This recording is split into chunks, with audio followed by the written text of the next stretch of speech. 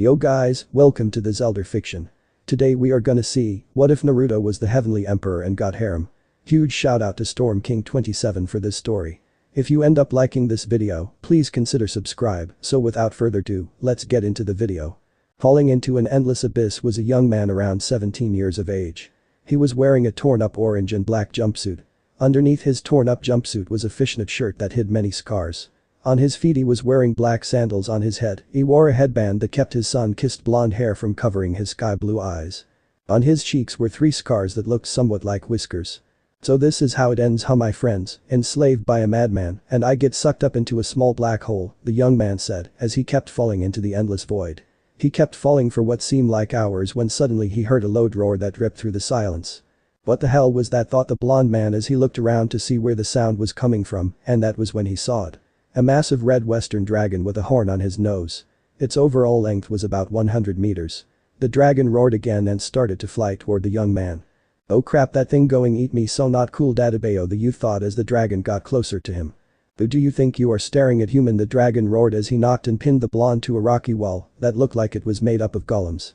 Get the hell off me, you oversized lizard, the boy yelled as he pushes himself off the wall, pushing him and the dragon foot away from the wall. You dare try and fight me, human? Do you even know who I am, boy? The dragon roared as he nose-dived toward the boy. I don't care who you are, you could be God for all I care. I am kicking your face for knocking me into that wall. That hurt a lot, Dadabeo, the boy yelled, making a small blue ball appear in his hand. He then started to float toward the dragon. Basengan, the boy said as he pushed the blue ball into the dragon horn with all his might, but it was not enough. The dragon broke though the blue ball and knocked the boy back into the wall. That was chakra, but you're human, how can a human use it unless, the dragon thought as he looks toward the boy who was laying on a floating rock that had broke off of the wall. You boy, who are you? Did you come from one of the 7 worlds beyond the dimensional gap?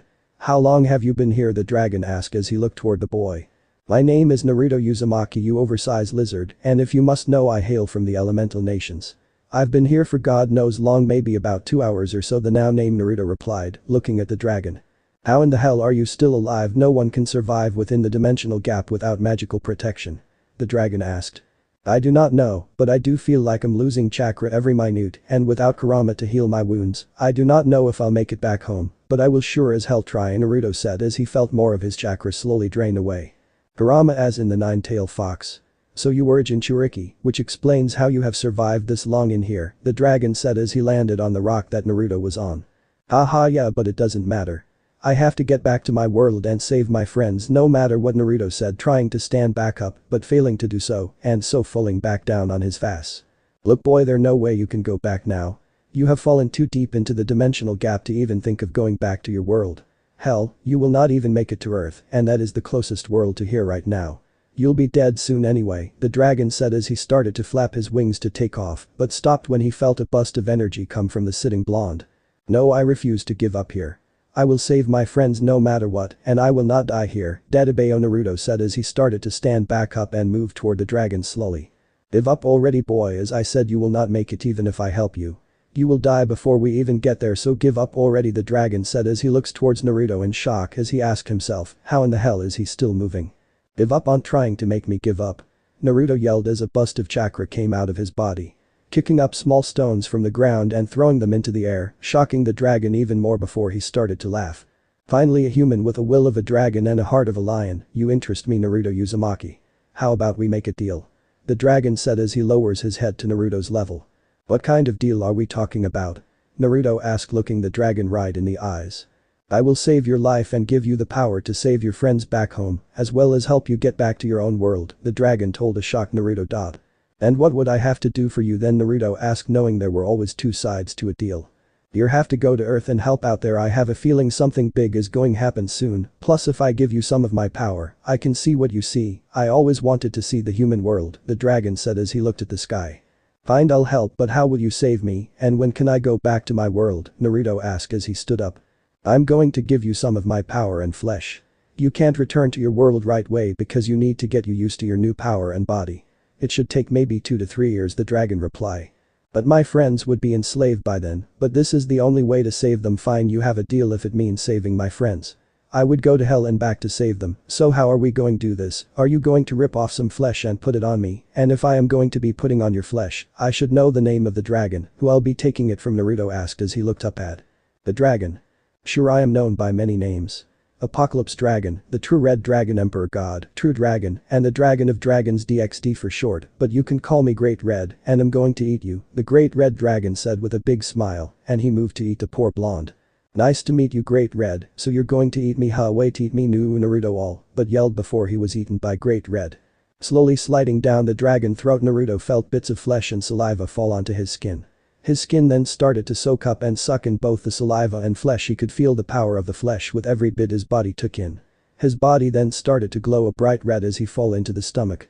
Great Red's stomach started to glow red with Naruto inside it. As the glowing got brighter and brighter, something started to move up toward the dragon mouth. Great Red then threw his head back and fire of a ball of fire towards a floating golem that was destroyed as soon as the flaming ball hit it, leaving it as nothing but dust.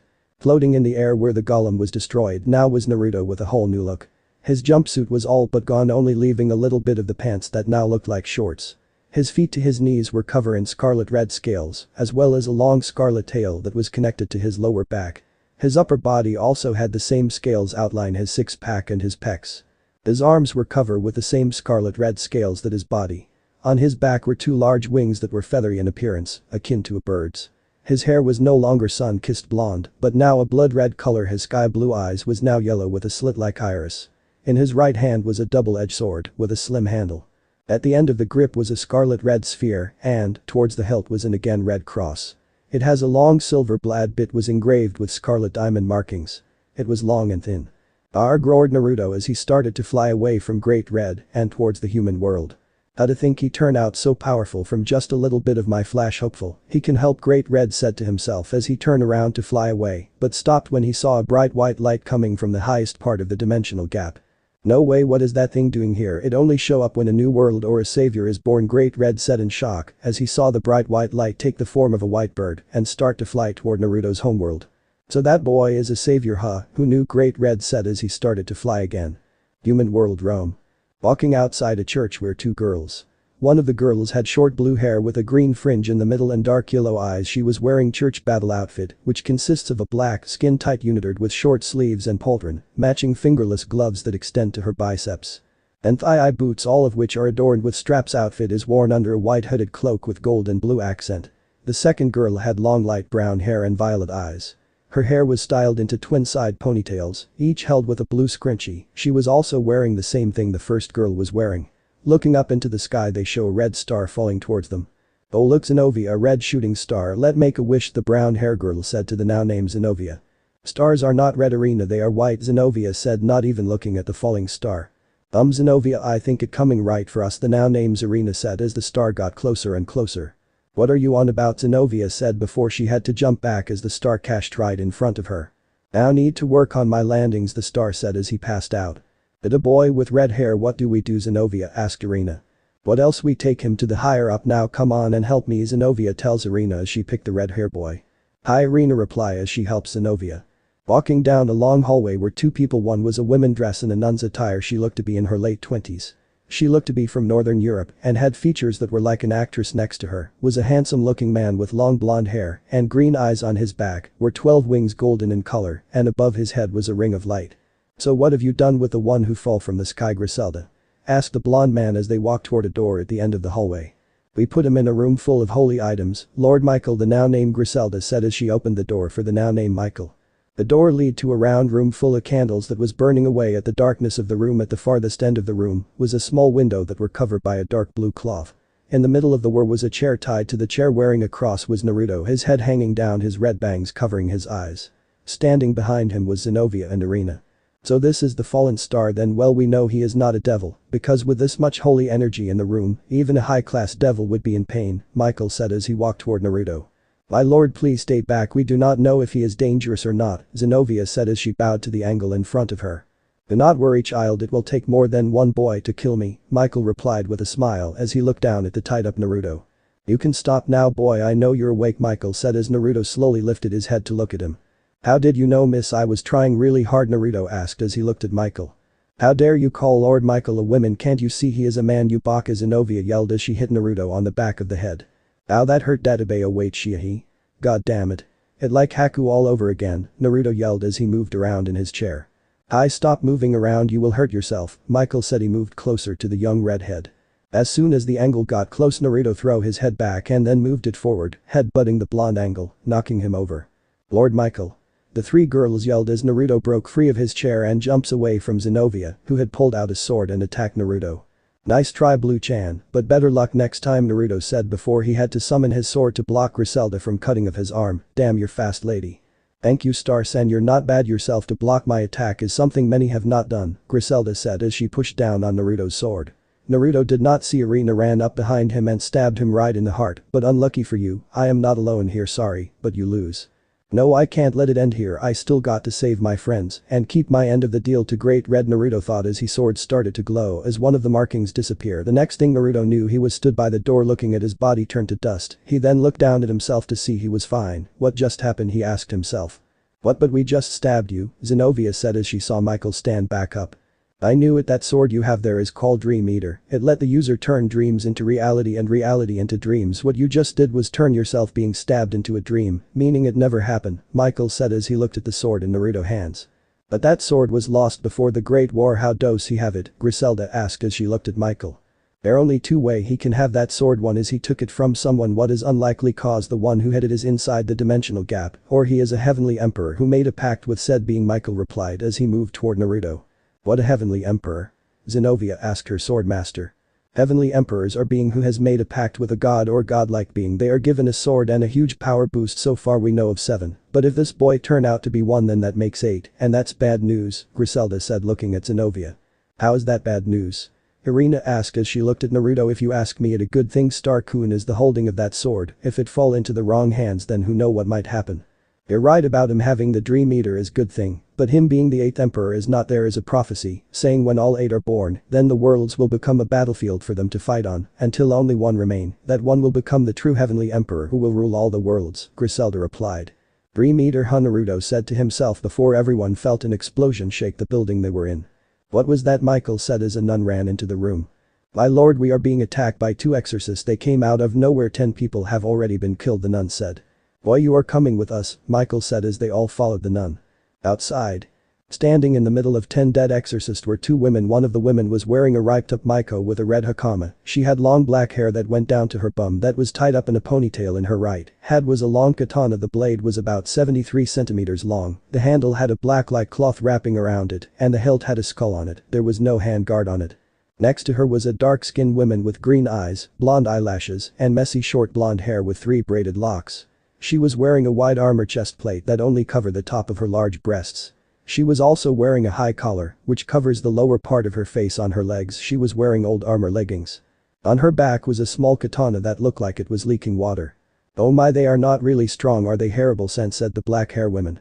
So it seemed to think our leader was so worried about this. Let just find the new emperor already, Yoma, the now named Harable, said to Yoma as they start to walk toward the door leading inside, but before they could open the door a light spear shot toward them, forcing them to jump back. Who are you? Why are you attacking our holy land? Michael said as he landed on the ground with all his wings out. Oh my, look who came out to play. Never thought Michael, the leader of the Angles, would be here. Oh, how fun this will be, Yoma said as she readied her sword. Now is not the time, Yoma, we are here to see if the 8th is here, Harable said as she pulled out her katana and sent a wave of water toward Michael. You think you can beat me? Arg, Michael was about to say before his arm came off, blood shooting out. Aha, you let your guard down, Angle boy, Yoma said as she licked the blood of her blood. But the Harable said as she saw Michael's arm turn to dust and appear back on his body. Look like you can use some help, Naruto said as he showed up behind Yoma and cut off her arm, making her fall back to Harable. Oh, when I just got that too, look like I will need to get a new arm, unless you would like to give me a hand, Yoma joked as she looked at her arm by Naruto's feet. What the hell are you guys? Who are you? Naruto asked, shocked that the black hair girl in front of him was not in any pain. My name is Yoma, but this body belonged to someone by the name Shuri Himejima. I am one of the heavenly emperors. My title is the Deadly Heavenly Empress. I am the 5th born. My sword is called the Path of Death. It nice to meet you, 8, Yoma said, bowing to Naruto. And I am Tear Harable. I am the Deep Sea Heavenly Empress. I'm the 3rd Heavenly Emperor born, and like you am from beyond dimensional gap. My sword is called Sea Master. It like me use any type of water, even if it is in the air or the human body, Harable said as she put her sword away. I see, so the Golden One sent you. What does he want? Michael asked as he stood next to Naruto. Noting our master wanted us to check if the 8th was really born, Yoma replied as a black hole opened up behind them.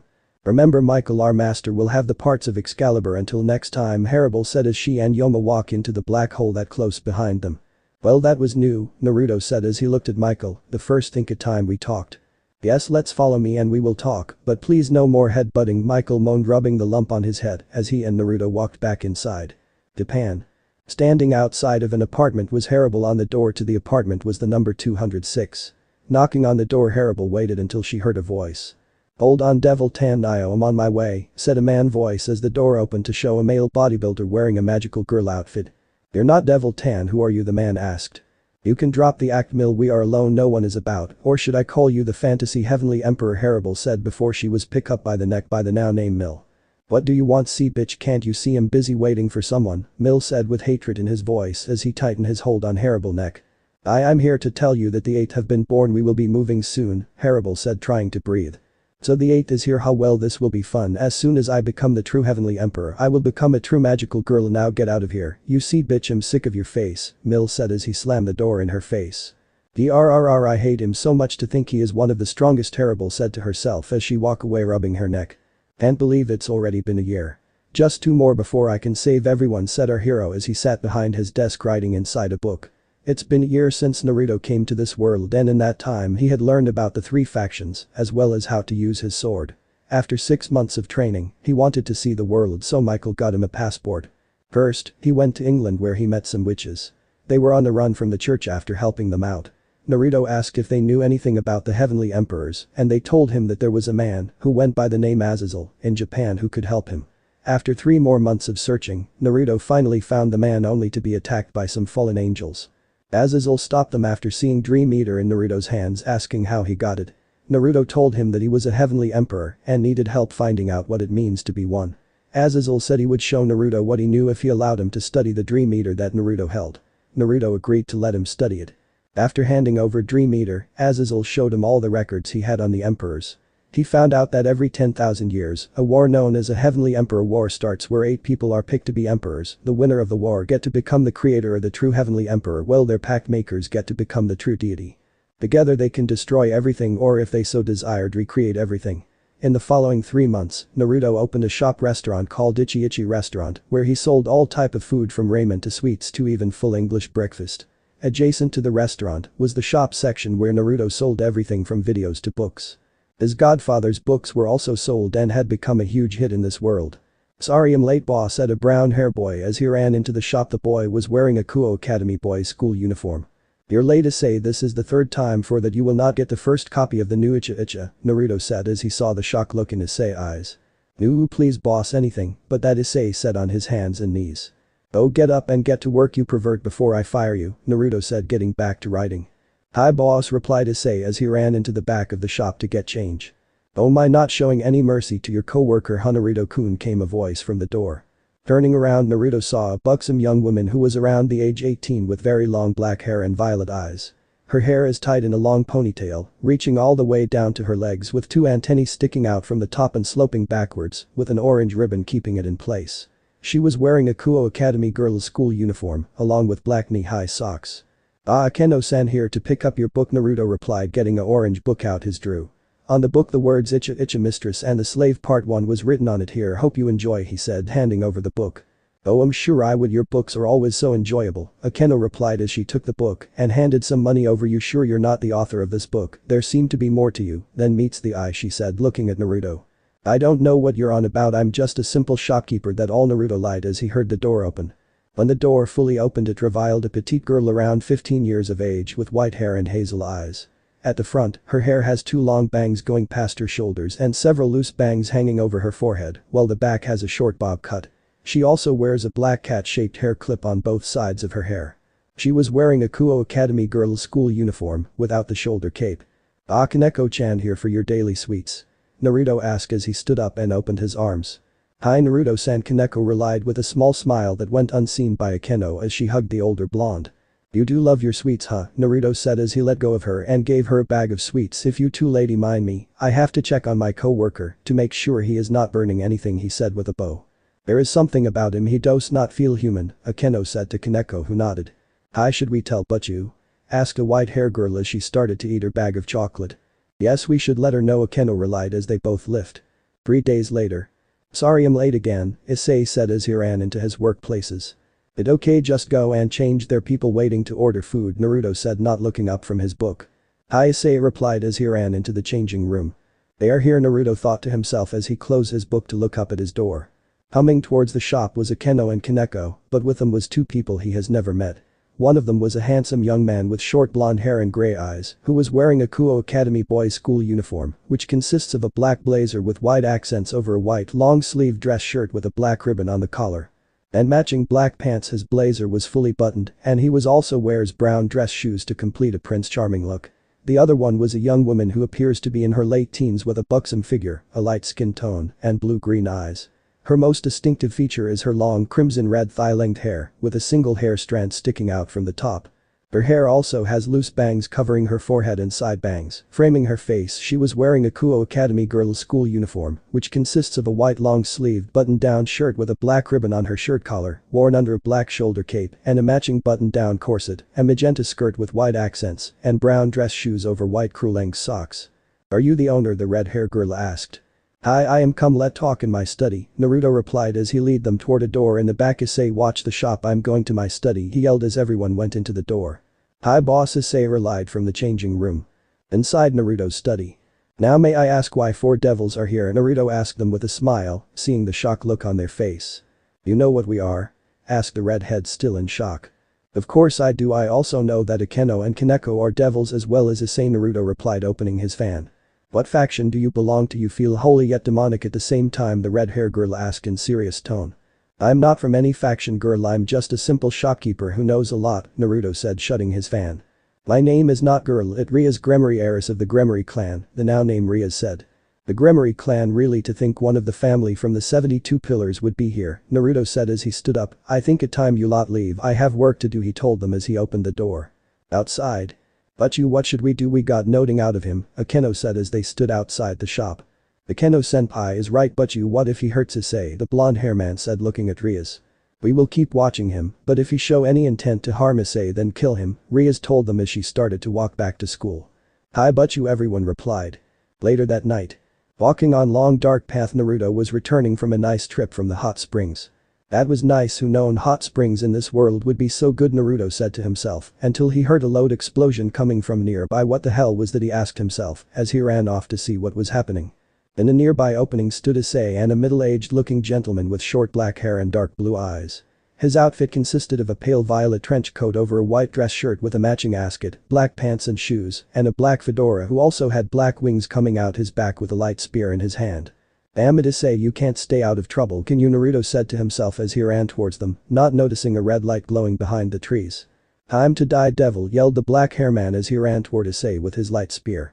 "I think not full an angle," Naruto said as he stopped the spear with his bare hand. "But how, who the hell are you?" the man asked in shock, seeing his spear stopped by a hand. "The name Naruto Uzumaki, and this little pervert is my co-worker, so I can't let you kill him, I still need him for work," Naruto said with smile as he tightened his grip on the spear, breaking it into tiny pieces. "No way, boss, is that you?" Issei asked in shock at seeing his boss break the same type of weapon that his ex-girlfriend used to kill him into tiny pieces. "Yeah, you damn pervert, you just can't stay out of trouble, can you?" Naruto replied with a smile. "Do not worry, this will be over soon, I hope everyone is watching," he then said, knowing that the devils he met earlier were watching. "You damn human, I'm going to enjoy killing you," the man said as he summoned two new light spears. "This is going to be fun," Naruto said as his whole body busted into flames. From the flames now stood Naruto in his dragon form, wearing a black sleeveless shirt that showed his scaled arms and blue shorts that showed his scales on his legs. From his back were two large wings that were feathery in appearance, akin to a bird's. "What, no way, you're a dragon," the man said in fear as he backed away. "May I know the name of the man I'm about to kill?" Naruto said in a demonic voice. "Don't seek and I why was all don't seek," said before he was hit by a ball of fire.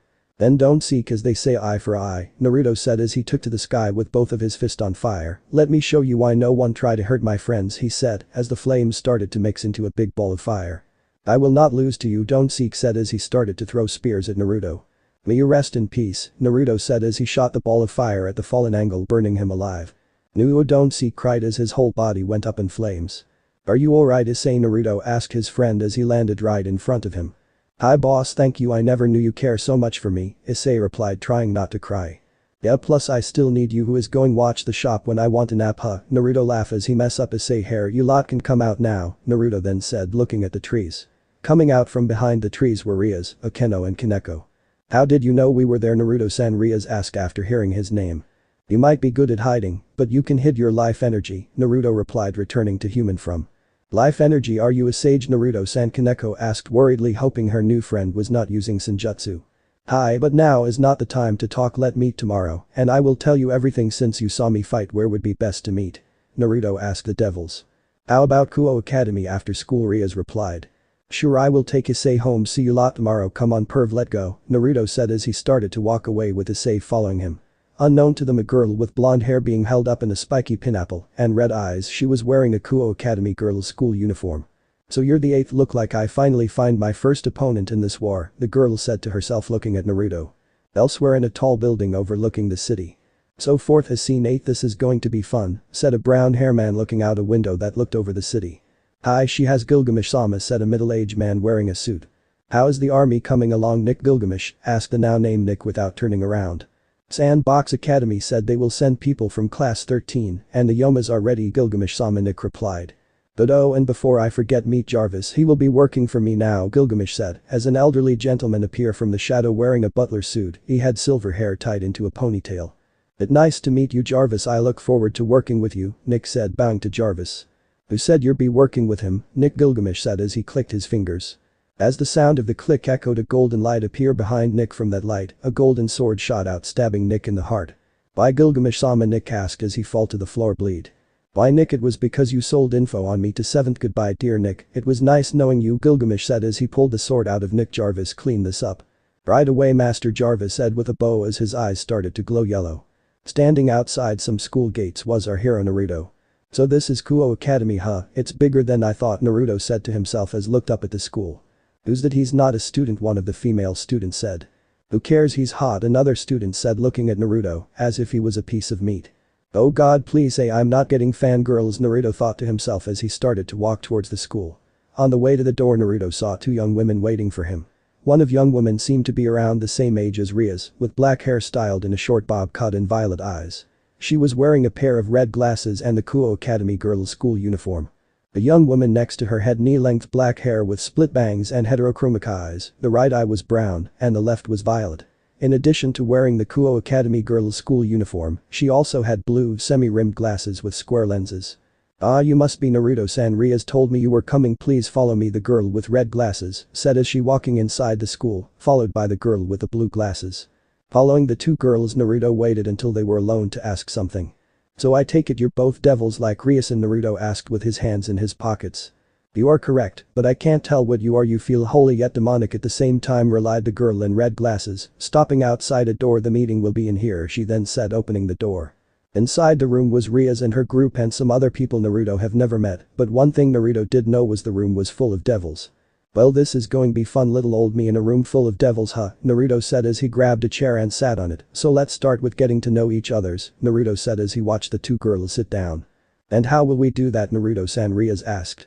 "How about with our names, likes, dislike and dreams? I'll start. My name is Naruto Uzumaki. My likes are Ramen, my friends, and those close to me. Yes, that include you, Issei," Naruto said, looking at his co-worker. "My dislikes include the time waiting for the ramen to be done, people who turn their back on their friends and people who judge someone else without even knowing them, and for my dreams, well, let just say it's to get home," he said with a smile.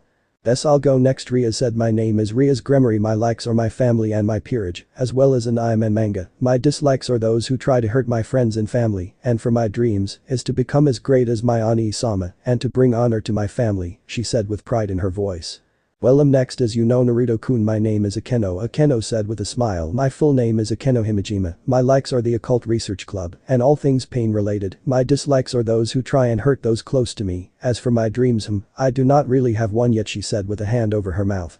"My name is Yudo Kiba. My likes are Occult Research Club and training with my sword. My dislikes are something I would like to keep to myself, as well as my dreams," Kiba said with a little bit of coldness in his voice at the end. "My name is Kaneko Taoju. As you know, Naruto-san, my likes are sweets, napping and the Occult Research Club. My dislikes are people who break the law, as well as pervert," Kaneko said, glaring at Naruto. "For my dreams, it is to find someone and bring them in," she then said with a little sadness in her voice. "Hello, as you know, boss, my name is Issei Haidu. My likes are porn and breast. My dislikes are fake breast, and for my dream, I will become a harem king," Issei said with a big smile. I lost more respect for you, Kaneko said in a bored tone. Now on to the student council. I will start. My name is Sona Citri. Next to me is my queen Tsubaki Shira and the rest of my peerage. The now named Sona said, looking at Naruto. Now on to the meeting. What are you, Naruto Uzumaki? Sona asked, glaring at Naruto only for him to start picking something out his ear. And why should I tell you anything? The only one who have earned the right to ask me that is Issei. Naruto relied, flicking something off his finger. I show some respect to Ria-sama and Sona-sama. They are going to become the head of the Citri clan and the Gremory clan. One of Sona group said her name was Tomo Meguri, if Naruto remember right. I do not care if they are the next big thing to me. All I see are two girls named Rias and Sona, not the next head of the Citri clan and the Gremory clan. Naruto relied with a glare at the girl. He's first guy to see me as Risa and not Risa Gremory. Rias thought to herself with a smile. Naruto-san, please can you tell us what you are so we know that you are not threat, she told Naruto. I can't say no to a pretty girl, can I? Naruto said, laying back into the chair he was in. Damn you pervy sage, you rubbed off on me, he cursed his late godfather. Thank you, Naruto-san, Rias replied with a smile. From what I have learned, I am new as a Ten no Kumite, one of 8. We are being who have made a deal with a god or godlike being. We are then given a sword with the power of said being. Go fight. That all I know, Naruto said as he started to go into sage mode, not seeing Kaneko jump a little when she felt the energy of nature flow into Naruto. Naruto-san, may I ask you a question? Sona asked, pushing up her glasses. Sure, go ahead, Naruto replied, laying back into the chair he was sat in. You kept bring up the name Ten no Kumite, what does that mean? Sona asked. I've never heard of that name or title before. But a good question, I really do not know myself, Sona-san. I would also like to know more about the title, Naruto replied, looking at the door. But I got a feeling if we ask the person who is eavesdropping behind the door, we might learn more, he then said with a smirk as a girl with blonde hair, wearing the same uniform as Rias and Sona, walked into the room. I'm impressed you were able to sense me even with my hidden magic, turn on, the girl said with her arms crossed. Rosalind-san, how long have you been there? Rias said in a shocked voice. I did not even sense her. How could that be? Rias though to herself, looking at Sona, knowing she was thinking the same. I've got to know, how did you sense me? Not even the 4 Satans can sense me when my hidden magic is on, Rosalind asked, looking at Naruto. As I told Riasan last night, you might be able to hide your energy from me, but you can't hide your life energy, Naruto replied, looking at Rosalind in sage mode. I see, well no matter, this will still end the same, Rosalind said as a gun appeared in her hand. The gun was as black as Naruto, with a green vine going from the handle all the way to the barrel. The barrel itself was shaped like a rose. Say goodbye you lowly worms, Kuwabara, she said as her finger pulled the trigger. Even things seemed to slow down as the bullet showed through the air going towards Naruto, but before the bullet could even hit him, Rosalind heard Naruto said one name. The Baruhito no Yume, Naruto said as the bullet turned into a golden sand like dusk. Next to him stood his sword, the Tabaruhito no Yume, with only 5 lights lit on the blade. So that your sword, ha, the Tabaruhito no Yume, Rosalind said as she lowered her gun. Let's finish this somewhere else. I would hate to see Riasan and Sona-san get hurt, Naruto said, standing up. Hi, she just attack us, we can handle her, was all Rias got to say before she felt fear grip her when she looked into Naruto's eyes. Stay out of this, there no way you can beat someone like her, so sit down, Naruto told Rias as he moved closer to Rosalind. So ready to finish this Tengoku no KMGM bar, Naruto asked as he changed into his dragon form. Yes, let's finish this Sakura Ten no Kumite, Rosalind said as a magic circle appeared under them, making them disappear. Risa, we should follow them, Sona said, standing up. But why did you not feel that power? I do not think even Ani-sama can match up to that level of power, Rias told her friend.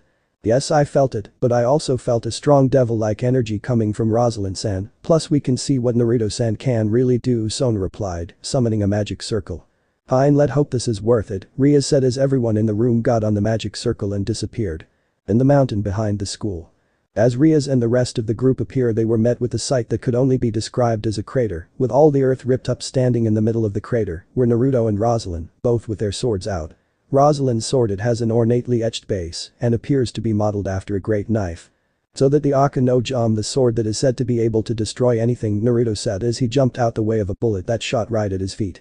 And that gun, it has to be a sacred gear, it seems whatever the bullet hits starts to grow roses, and said roses sucks out the energy, Naruto then said, flying into the sky, but she getting slower, it seemed the more damage she does, the heavier the blade become. This could work, he then said, making a cross with his fingers, Kage Bunshin no Jutsu. But that said, Naruto summoned 4 closes of himself that had started to fly toward Rosalind with small blue balls in their hands.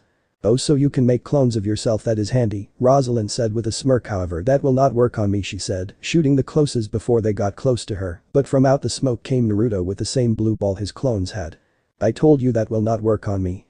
Rosalind yelled with a swing of her blade returned to dust. "You fool," she said as the blade hit Naruto right in the side. As soon as the blade hit, all the earth under Naruto was ripped up from the sheer power of that hit, but suddenly Naruto busted into a cloud of smoke. "What a clone," Rosalind said in shock, before a bright light started shining behind her.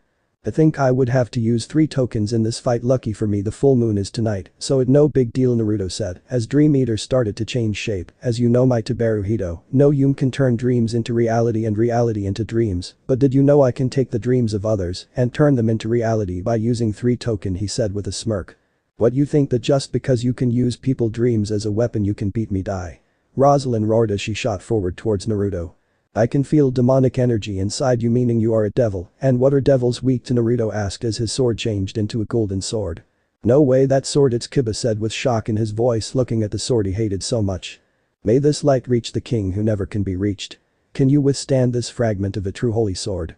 Naruto asked as he pulled back the sword over his head. Excalibur. He yelled, "Swing the sword forward," letting a golden-like flame shoot out from the blade, consuming Rosalind's body, as well as everything in its path. "That finally over, you lot can come out now," Naruto said as Excalibur started to fade away into dust. "Can still only get 1 attack out of that still," he said to himself, before he felt a strong energy start to rise from where Rosalind was left. "This is not over yet, you damn worm," Rosalind all but yelled as a red light Rosalind shot out of her body. "What the hell?" Naruto asked himself as he turned around. "This is bad. I've only got 1 token left," he thought as he heard name come out of Rosalind's mouth. "Tengoku no KMGM do," Rosalind said as the energy started to die down. "Let's start the real fight, Naruto Uzumaki."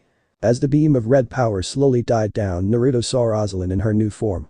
She now had pitch black high-heel boots on that had a blade for the heel on. The boots went all the way past her knees and stopped at her thighs. She also had a skirt made of pure red rose petals. On her chest seemed to be a black armor shaped like rose petals that made her breast push up. On her left arm was a single green glove that went up her whole arm, and on her right there seemed to be a vine-like rope that wrapped around that whole arm, and her sword, it also seemed to have thorns sticking out of it. Her collar was also made out of the same roses that her skirt had. On her back were 2 wings also made of rose petals. "Now I will end this, you damn worms," Rosalind roared as she shot into the air, and with 1 swing of her blade, the remaining earth under Naruto was ripped up along with a cut going right across his chest. "What the hell, how did she just become so powerful?" Naruto asked himself as he fell to the ground. "You see this, you damn worms, this is the true power of a 10, no Kumte," Rosalind said, looking down at the devils watching. "Get up, Naruto Uzumaki, and show me your 10 no Kumte do now, or else the little devils down there might end up like this mountain," she said, pointing at Rias and Sona. "You will not touch them." Naruto roared as a golden light shot from his body. "What is this power? This is not 10 no Kumte do. What the hell are you doing?" Rosalind asked in shock as a glowing red light could be seen from the corner of her eye. "Issei, your sacred gear," it reacting to something, Rias said in shock as a red gauntlet appeared on Issei's arm. Elsewhere in the city. "What going on, Albion? I did not even summon divine dividing, why is it out?" asked a handsome young man with dark silver hair and light blue eyes wearing blue jeans and a black t-shirt as a pair of glowing white dragon wings appear on his back. "I don't know, Volley, but something is calling on my power, whatever it is. It's strong enough while I'm inside someone else," a voice inside the now named Volley told him. Elsewhere in an underground base. "What going on? Why are all our long eyes glowing for?" asked a handsome young man with short black hair, wearing a combination of a Japanese school uniform and ancient Chinese attire, while looking at a spear. "It seems someone is drawing on all the long eyes powers," he said to the others. "In Rome." "Well, that's new," a young man with blonde hair, green eyes, and dressed in priest clothes said to himself as he watched his long eyes glow. Dimensional gap. "And to think that kid had a whirl of gear, huh? He is full of surprises," Great Red said to himself as he kept flying, but came to a stop when 5 golden chains shot out of nowhere. "What the hell was all," he said, before he found himself tied up in said chains. "Look like the Great Red Dragon is not as great as they say he is," came a voice out of nowhere. "Show yourself," Great Red roared as he tried to move only for the chains to get tighter around him. "In good time for now, be a good dragon and go to sleep," the voice said before Great Red started to get sleepy. "No way, the chains, they're the chains of heaven and Enkidu. The same chains that are said to bind gods. The higher the target divinity, the stronger the chains become," Great Red said before falling into a deep sleep. "Rest now, dragon of dreams, for when you wake you will belong to the one true king," the voice said as a golden ship flew over the sleeping dragon. Back with Naruto.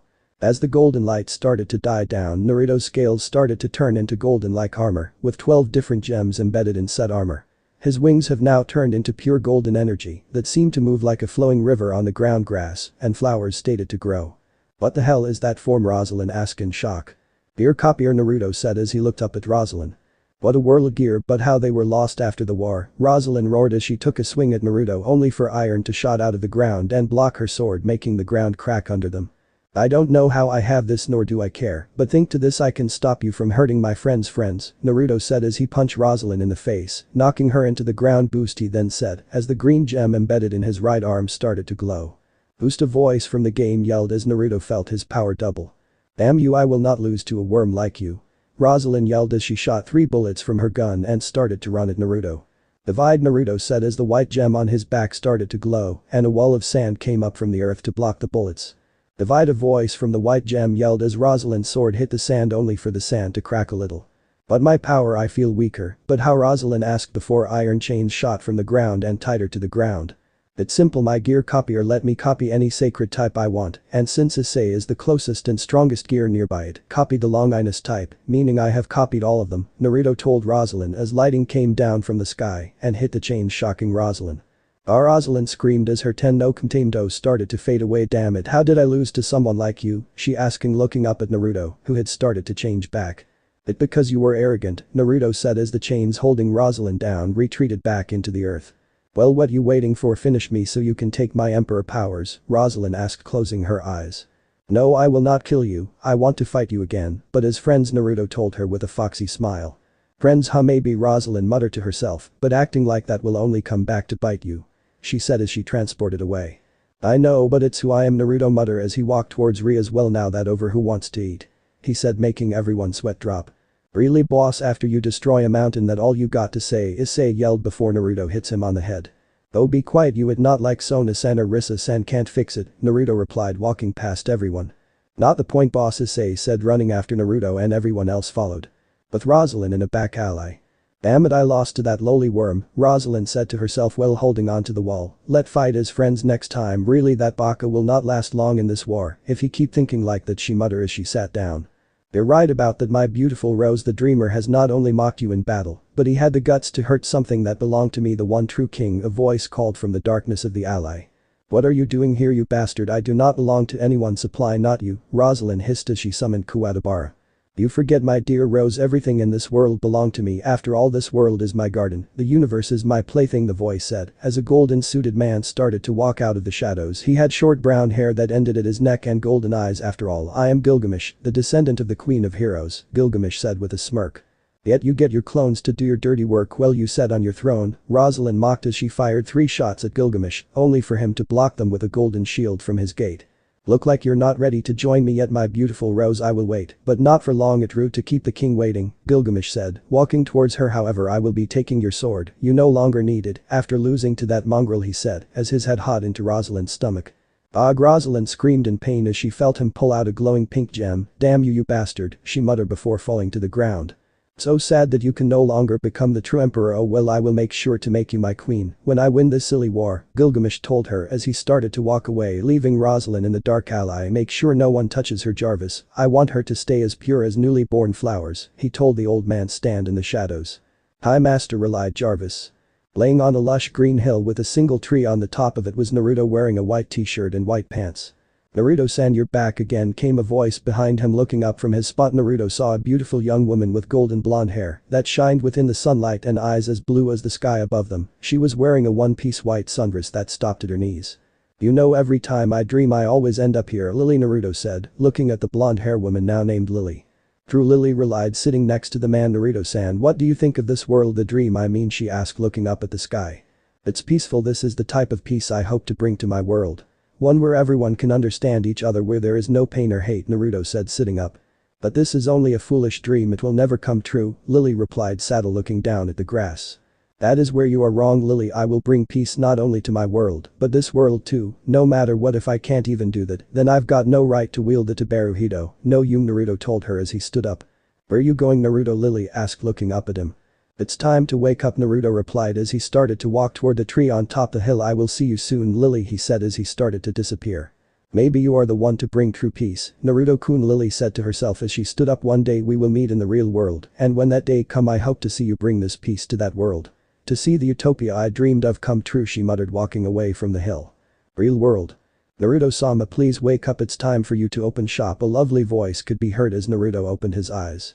Standing by the side was a young woman in her late teens with dark blue eyes, silver hair that had a long braid on each side of her face with green bows at the ends. She was wearing a pink and dark blue French maid's outfit with long sleeves and a white maid headband on her head. On the bottom of her apron were the Roman numerals for 1 through 12. "Sakura, I've told you to drop the sama from my name," Naruto moaned as he sat up in his bed. "I can't do that, Naruto-sama, for 3 reasons," the now named Sakura replied, putting a bottle of milk on Naruto's bedside table. "And what are they?" Naruto asked with a sweat drop at the random milk bottle. "1 is that you save not only me but my mistress and her family. 2 is you're giving us a roof over our heads, and 3 this is your house and I'm a maid," Sakura replied, walking toward the door. "Breakfast will be ready in 10 minutes, Naruto-sama," she said with a bow as she closes his bedroom door.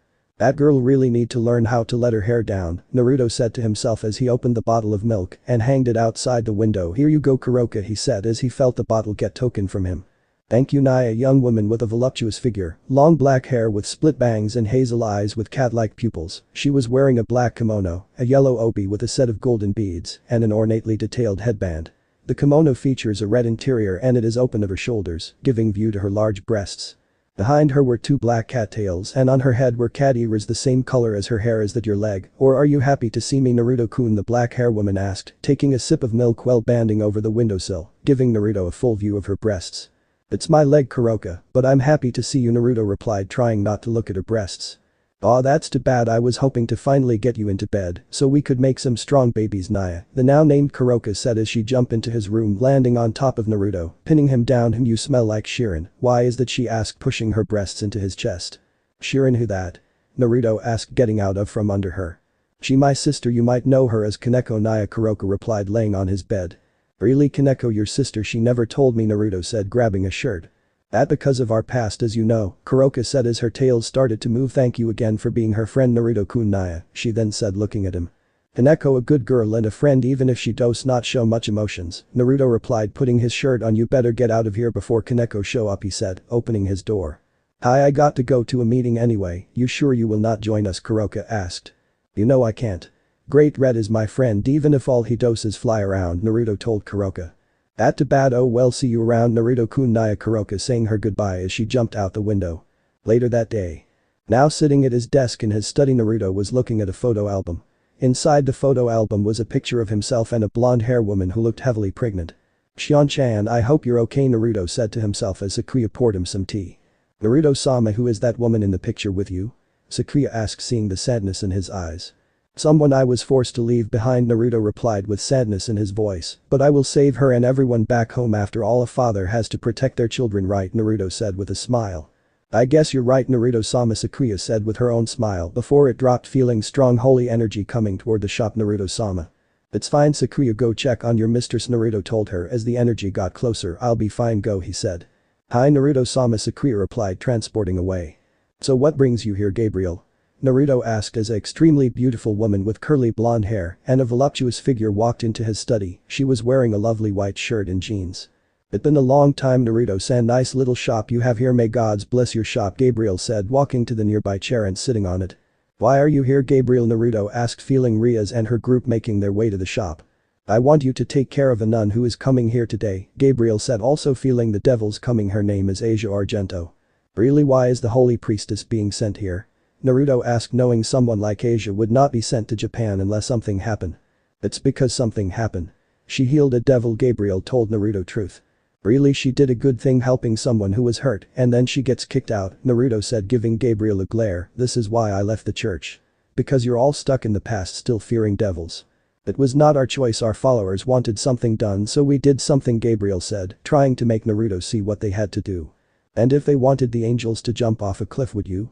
Naruto asked, standing up. "No," Gabriel replied, "but we have to make sure our follower are happy." "That's what I thought," Naruto said, turning away from her. "You better go, Riasen is here." "Naruto, do you still think of our time together?" Gabriel asked, moving towards him. "Yes, but that the past, Gabriel-chan, as I said back then, you can't fix that. What is not broken," Naruto said with a smile. "Go, I will look after Asia, that a promise, and I never breaks a promise," he said, walking to the front of the shop. "Yeah, you never breaks a promise, Naruto-kun," Gabriel smiled as she disappeared in a golden light. "With Naruto. Why are you here, Riasen?" Naruto asked Rias. "Ask Issei," Rias replied, looking a bit mad. "What did you do now, Prevent?" Naruto asked in a deadpan voice. "What all I did was befriend a nun, a cute one too," Issei lied. You are really a baka, Naruto said with a sigh. Nuns are part of the church. Devils like you can't be seen with one. But she was so nice and cute, she had this power too that healed any wound, Issei said, making Naruto eyes widen. Was her name Asia Argento? Naruto asked. Hi, why, how do you know her, boss? Issei asked. A friend of mine asked me to look after her. Could you bring her here tomorrow please, Issei? Naruto asked, walking towards his front desk. Hi, no problem boss, Issei replied with a smile. But now get to work or else no itcha book for you, Naruto told Issei with a smile. Hi. Issei yelled, running to the changing room. You do know this could be bad for me if an angel sees him with her, right? Naruto Ria said, walking towards him. Do not worry, Rias, you forget she's a friend of mine, Naruto said. Bring out a chessboard, you play chess. Yes I do, how about a game? Then Rias asked, sitting down in front of him. You're on, Naruto replied, moving his pawn forward.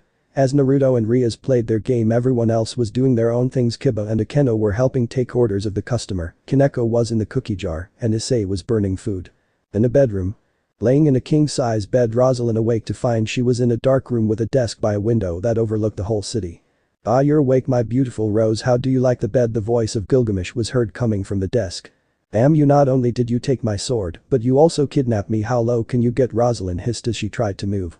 Do not worry, I will let you go in good time, but first I want to know who had gear copier, Gilgamesh asked, glaring at Rosalind. And why should I tell you anything? Rosalind asked, still trying to get free. Maybe this will change your mind, Gilgamesh said as a golden light started to shine behind him. As the light died down, Rosalind saw something that shocked her to her soul. No, why do you have that? Rosalind asked in shock, seeing a golden sword handle with a pitch-black blade. This is the sword of the end, otherwise known as the sword of the apocalypse, Gilgamesh with an evil smile. The most powerful sacred gear ever made. The same sacred gear can set the world alight, Rosalind muttered in shock.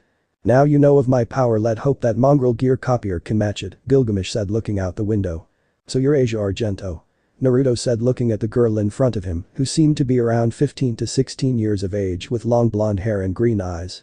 Her hair flowed all the way down to her back, with split bangs over her forehead and a single strand sticking out from the top, sloping backwards. The outfit she was wearing consisted of a dark teal nun outfit with light blue accents, a white veil over her head with light blue accents, on her side was a brown satchel slung on her right hip that seemed to be holding a Bible inside. She wore a pair of brown boots that had black straps with an X-shaped pattern. She also had a silver cross necklace around her neck. Yes.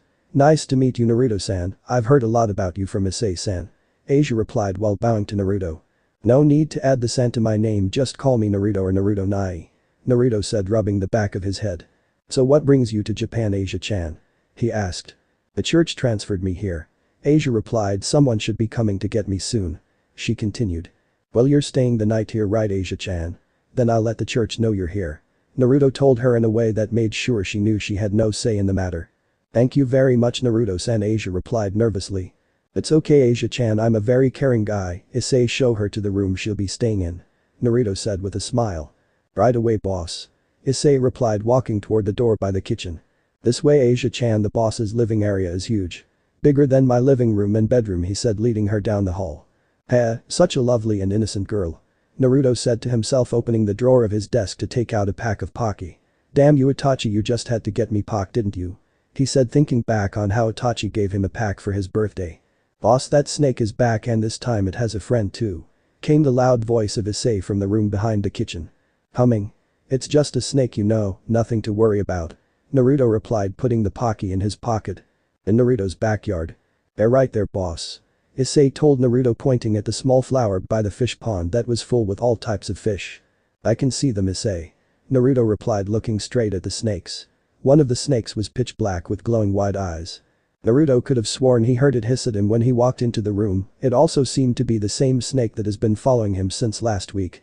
Not too far from the black snake was a grass-green snake the size of a small rock, but the weirdest thing about the snake was its blood-red eyes that seemed to be judging Naruto from afar. They seem harmless, so leave them be, Issei. I'll take care of Asia for now. You have a meeting with Rias, right? Naruto asked. Oh yeah, I almost forgot. But you did say something about a meeting. I'll be going then. See you later, boss. Bye, Asia-chan. Issei said, running down the hall. Naruto-san, is it really okay for Issei-san to just leave like that? He said he would take me back to the church later. Asia asked nervously. It's fine, Asia, I've already got someone going to the church to tell them you're here. Naruto told her, picking up her bags. No need to be nervous around me, Asia-chan. I'm not that scary, am I? He asked with a caring smile. No, it just Asia relied looking at the ground. Asia, stop worrying, I'm not going to bite or anything. Let's be friends, alright? He told her with a smile. Come on, let's put your things away. Hi Naruto Nai. Asia said when she remembered what Naruto told her. Later that night. Naruto was sitting at his desk writing some ideas down for his next book. Naruto-sama, it is done, came the voice of Sakura out of nowhere. Good. Now that Freed is out the way, all we need to worry about was all Naruto said before feeling a powerful entity's presence. What is this power? He said, a bit in shock. Naruto-sama was all Sakura managed to say before passing out. Sakura, are you okay? Naruto said, trying to wake her. It's no use. Even if she is a high-class devil, my power is way beyond her comprehension, said a young-sounding voice from within the darkness. Who are you? Show yourself. Naruto yelled, looking around the room until he saw a shape at the doorway. The shape took the form of a young girl with long black hair going down to her hips, and her eyes were gray. Her ears seemed to differ from a normal human's as they had pointed tips. Who are you? Naruto said, looking the girl. This feeling of malice, Naruto said to himself, feeling the hatred the girl was giving off. I'm Office. And I hate you. The now named Office said as a black snake shot forward towards Sakura. What the hell? Naruto replied, stabbing the snake before it could reach Sakura. If you have a problem with me, that's fine, but leave my friends out of this. He said while transforming into his dragon mode. At that energy, it is just like his. Office said, trying to hide her hatred. I hate that energy. She screamed as black energy shot out of her body and started to take on a serpentine shape. Crap. Was all Naruto said before his study was destroyed in an explosion. Oh man, I'm going to have to fix that later. He said, floating in the sky with Sakura in his arms. Stay still so I can kill you. Office said, throwing 3 black spears at Naruto. No thank you. I happen to like living, you see. Naruto replied, blocking the spears with Dream Eater. What's up with all this hatred? I've never done anything to you. Hell, I never even met you before. Maybe you didn't, but that damn red dragon did. Office replied, summoning a hand made of darkness. And by killing you it will weaken him, that was what he told me.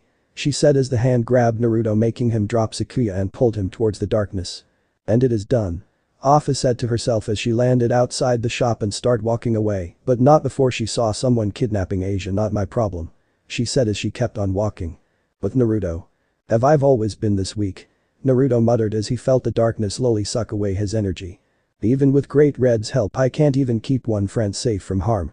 A voice in Naruto's head said. What was that?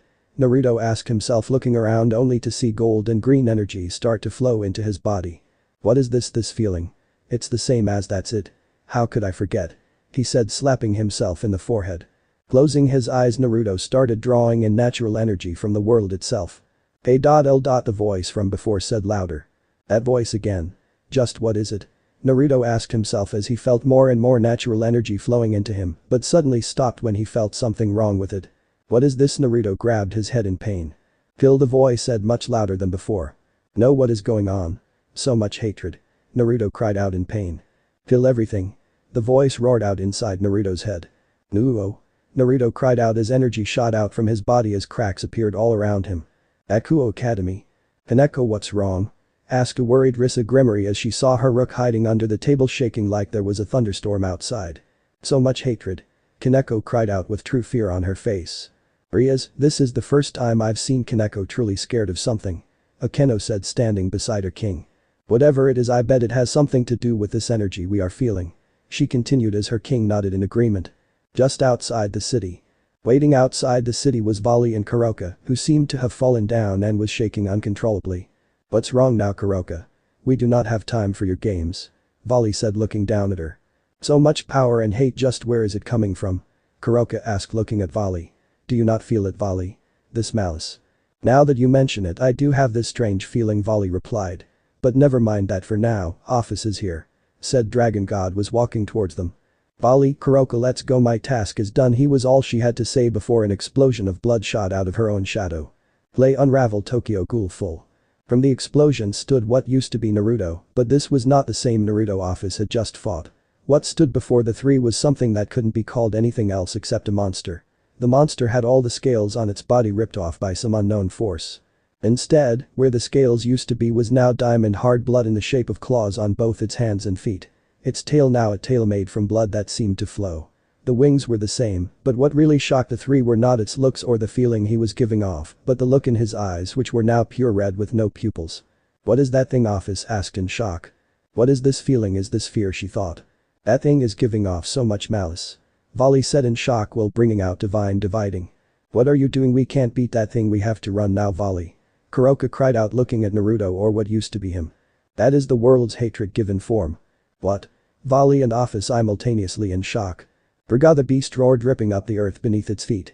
At a bar in Fuyuki City. A young woman around the age of 20 wearing biker clothes looked towards Naruto's location. Impossible. How has someone gained Rage God mode? She said to herself, standing up. I better look into this. She put some money on the bar counter to pay for her tab and walked out the door. Not far from Naruto and Office. Well, this could be a problem. Said a man wearing a suit with a top hat, his glowing yellow eyes watching the beast that just came out of the shadow. If this keep up, Dream Eater will be destroyed. He said to Mill, who was stood next to him. Should we jump in and stop him then? Mill asked. Hell no. For one, I like living, and two, I hate cats. The man in the suit replied. Inside the dimensional gap. That fool has gone too far, roared a still tied up Rosalind. Not even I would go that far. Quiet now, my dear Rose. Gilgamesh said as himself. Yoma and Harable watched everything unfold in front of them. To think that damn mongrel could unlock a mode that far surpasses the gods. But if he keeps this up, his sword will be lost forever. Gilgamesh-sama. Harable said with worry in her voice. That is where you are wrong, my dear Hollow. He will stop before the sword even cracks. Gilgamesh replied. Back with Naruto. No way, with just on was all Office had time to say before Naruto smashed his fist into her face, sending her flying. Office. Volley cried as he shot toward Naruto, only to be knocked away by Naruto's tail. Bra. Naruto let out another earth-shaking roar. Poison mist. Kuroka said as a purple mist shot out from her hand towards Naruto. Bra. Naruto let out a roar, making the mist disappear, shocking Kuroka. Volley, Kuroka, hold him back, I am going to use a spell that I've never used before. Office called out to the duo. You better know what you're doing, Office. Vale replied. He flew towards Naruto. Divide. Divide. A voice from Vale Wings called out. Poison palm. Kuroka cried out, smashing her hand onto Naruto's back. Drrrrrrrrrrr, Naruto growled, turning his head back to stare at Kuroka. Naruto-kun, what happened? You said you were a sage, how could you fall to the world's malice? Kuroka asked in shock upon seeing what her friend has become. Bra. Naruto roared as his tail whipped backwards, hitting Kuroka, sending her flying backwards and hitting the ground hard. Kuroka, are you alright? Volley asked his injured comrade. I'm fine, Volley, but my poison palm didn't even faze him. Kuroka replied in pain as she tried to get up. Volley, this is the guy I told you about. This is the sage you mentioned. So this is why he's so strong. Finally a challenge. Volley said with a smirk. Looks like I'll have to use balance breaker. But that said, his body started to glow white, pure white, as his armor started to appear on him. Drrrrrrr, Naruto growled as he flapped his blood-like wings. Come on, show me your power, sage. Volley roared, flying towards Naruto once again. Bra. Naruto roared back as he shot toward Volley. Office, are you almost done? I don't think Volley can hold out much longer even with his balance breaker. Kuroka asked Office, who had both her hands together.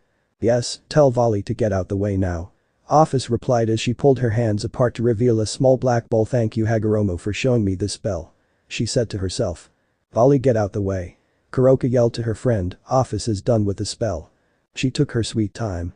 Volley replied as he was kicked by Naruto into the earth. Office now. He cried out. Planetary devastation. Office said as the black ball shot towards Naruto, hitting him in the stomach. As the ball hit Naruto, the earth beneath started to crumble and float upwards towards Naruto, and this kept on going until a miniature moon was made. Wow, Office, did you just make a moon? What type of spell was that? Kuroka surprised to say the least. It was a spell an old friend showed me long ago that I am planning to use on Great Red. Come now, we better get out of here before the devils show up. Office replied, walking away. Do you think he's still alive in there, Volley? Kuroka asked with worry in her voice. I'm sure he's fine, Kuroka. He was able to land a hit on Office and take us both on with no problem after all. And we are by no means weaklings. Volley replied, walking past her. Sigh, I guess you're right. Kuroka then said with a smile. I'll see you again soon, my lovable sage. An hour later. Whoever did this better hope I never find them. It was a pain to keep this thing cloaked, and then there this whole Asia thing with Issei. A very unhappy Rias complained to her queen and Rook. True, but do not forget that the fallen angels also attacked Naruto-kun's house, so I can understand why he was so angry, but what worries me is that we couldn't find any bodies. Akeno said as they got closer to the small moon. My, that certainly is a massive thing. She commented while Kaneko picked up a rock and lobbed it at the small moon, only for it to float around it. It has its own gravity, Kaneko said quietly as usual, a far cry from her panic state just a few hours ago. I also feel a faint energy coming from within it. And could it be someone is in there? Riaz asked herself. Kaneko, smash an opening please. She requested her rook as if asking her to just open a door instead of punching a miniature moon that has its own gravity apart with her fists. I but you. Kaneko replied without even blinking an eye and jumped towards the moon to punch it. Kaneko's fist connected with the surface of the small moon, causing some cracks and dents to show on the surface. Kaneko repeated the process about a dozen times, causing more and more cracks to appear until a part of the mini-moon finally crumbled. Kaneko took a look and found something shocking inside. What did you find, Kaneko? Riaz called out to her rook. Naruto-san, covered in blooded Kaneko replied, pulling out a heavily bleeding Naruto, who was holding a cracked sword in his hand. Naruto-kun. Both girls yelled out at the same time as Kaneko carefully carried and laid him on the ground. What happened to his sword? Mused Akeno as she saw the state of Naruto's sword before being interrupted by Riaz. Never mind that now, the question on my mind is what the hell happened to him? Can we save him? But he's lost a lot of blood, Kaneko asked with worry clear in her eyes and voice. You gotten really attached to him, huh, Kaneko-chan? Akeno said looking at her. This was the first time she's seen Kaneko get attached to someone outside their own group. Riaz thought for a moment before replying. Maybe, hopefully this will work. Riaz said, pulling out a glowing chess piece. You're going to use the gift your brother gave you? Akeno asked it, seeing the devil piece. Yes. He told me to use it when the time was right. Besides, you've seen what Naruto-kun can do. Kaneko nodded in agreement as she thought about the power she saw Naruto wield. With him in my peerage, there's no way that man can win. Riaz carried on. I'm afraid that's where you're wrong, but Naruto-kun's energy is much lower than when I first met him. Akeno told Riaz while shaking her head. What do you mean, Akeno? Riaz asked worriedly. What I mean is that when I first met Naruto-kun, his energy was like the sea, vast and endless, but now it feels like his energy would barely fill a pond. Akeno explained. It doesn't matter. I am not going to let the first person outside my group to see me as who I am die. Riaz Gremory, command thou Naruto Uzumaki to rise and live your new life as a devil. As the words left her mouth, the body of Naruto started to glow a blinding bright red. After a few moments, the light started to gradually die down and the three girls saw that the chest piece was gone. Naruto stopped bleeding, but something was wrong. Did it work? Kaneko asked in confusion. It did, but for some reason he did not turn into a devil. I better tell Ani-sama about this. We'll take him back to the club room first, since we can't really take him back to his house now that a huge part of it is gone. Akeno and Kaneko nodded. Riaz turned towards the mini-moon, her hands glowing with the destruction power of the Gremoni. And now to take care of this. A couple of minutes later, thanks to her powers, the mini-moon was no more. The three started making their way back to the club room after they made sure no trace of the battle that happened remained. You know Sona will want to know what happened, right? Akeno said as she carefully carried the broken dream eater. I know, I'll inform her as soon as we get back. Riaz replied as Kaneko looked at Naruto with worried eyes. The end. So how was this part? I hope you like it. And if you like it, share this part with your friends and like the video too. And don't forget to subscribe our channel for daily awesome fanfiction. Okay, it's time for me to go. Bye bye.